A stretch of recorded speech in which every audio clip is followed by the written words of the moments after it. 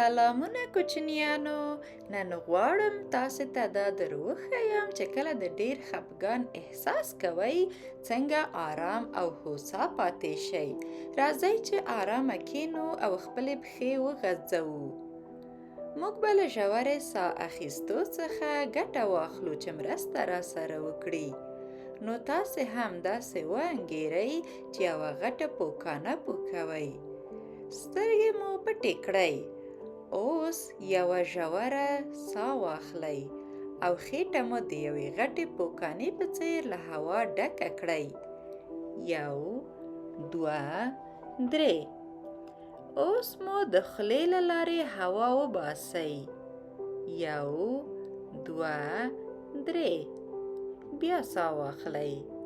1 2 3. اوس یې بیرته وباسئ. 1 2 3. په یاد مو وي هر ځل چې ساه اخلئ داسې فکر وکړئ چې خېټه مو د یوې غټې پوکانې په څېر له هوا ډکیږي. ساه واخلئ. 1 2 3. اوس مو د خولې له لارې هوا وباسئ. 1 2 3.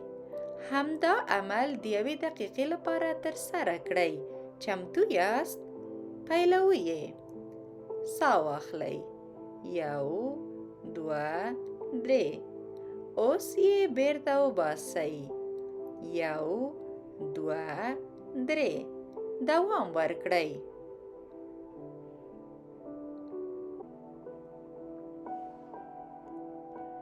تقریبا پای ته مو ورسوه.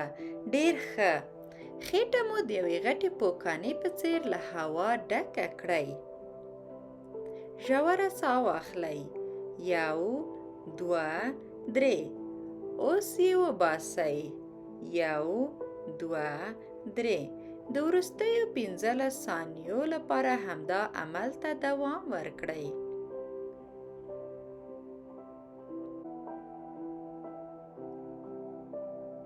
اوس مو سترګې خلاصې کړئ. ډېر ښه فعالیت مو ترسره کړ.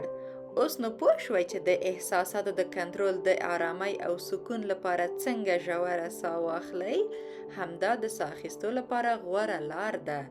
هر کله چې د نارامۍ احساس مو وکړ یا مو غوښتل چې سکون ومومئ په یاد مو وي چې کولی شئ کښېنئ، سترګې مو پټې کړئ، خېټه مو د یوې غټې پوکانې په څېر له هوا ډکه کړئ او ژوره ساه واخلئ.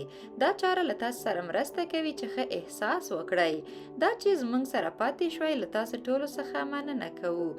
مهرباني وکړئ د لرنینګ پروس ویډیوګانې در سره خوښې کړئ او له نورو ملګرو سره یې هم شریکې کړئ. د لومړنیو زده کړو د نورو ویډیوګانو د لیدو لپاره زموږ د لرنینګ پروس یوټیوب چینل غړي شئ.